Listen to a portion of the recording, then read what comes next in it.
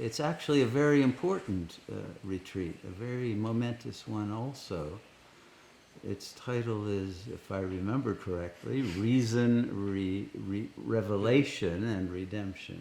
right, in that order. Yes. And it's the basic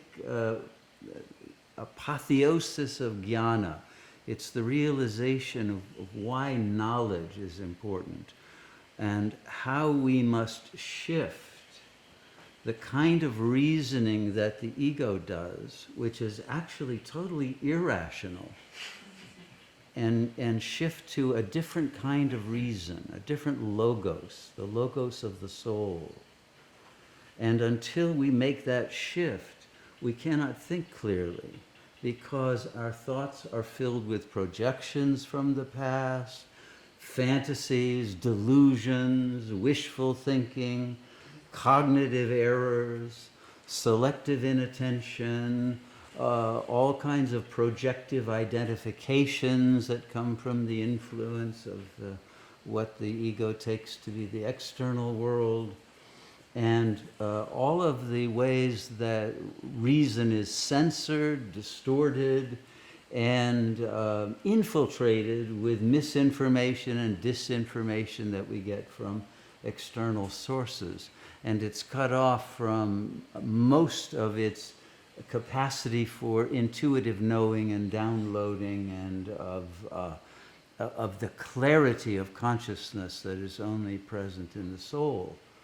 So until we have shifted the type of horizontal reason that the ego believes in and takes as its religion, it's obsessed with its thoughts. In fact, it can never stop thinking. But that thinking is not true logic. It's not connected to the logos of the creative intelligence of God consciousness. It's completely disconnected, and it has fallen into mental splits, dissociations, fragmentations, conflicted drives and desires, and often a deadlock of will between different wishes of different aspects of the ego. And it is confused by attacking superego voices and other factors that are part of the flora and fauna of ego consciousness that produce illusions, mirages, and a false sense of what is good for one, and what is possible, what is realistic within the frame of reference of the dream field, and what is possible in terms of going beyond the dream field that the ego mind can hardly even think about. So its logic is focused on its own identification with the physical organism, and therefore there is both a sense of fear for it, a vulnerability to its possibilities of disability and of pain and of suffering and of lack of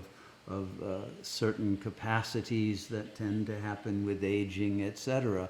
And so there's a narcissistic bubble and defense mechanisms that try to buffer one from having to face all of the fears that would try to invade the consciousness from the subconscious levels of its own repressed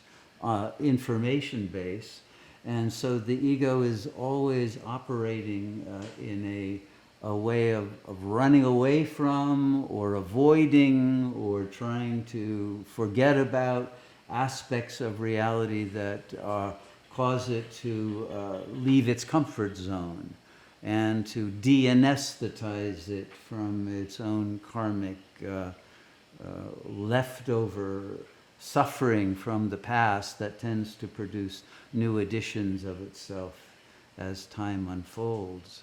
So the entire operating system of the ego and its way of reasoning is not only obsolete, but is completely self-sabotaging. And so if we can reach a new kind of logic, a new kind of way of processing our experience, and that includes our imperience, it includes our understanding of that which is entirely psychological, or that which pertains to the soul, not to the ego, not to the external world, which the soul recognizes as actually an internal dream, and it is able to overcome a lot of the dualistic flaws within the egoic reasoning methods. And so from the soul, if the soul is truly able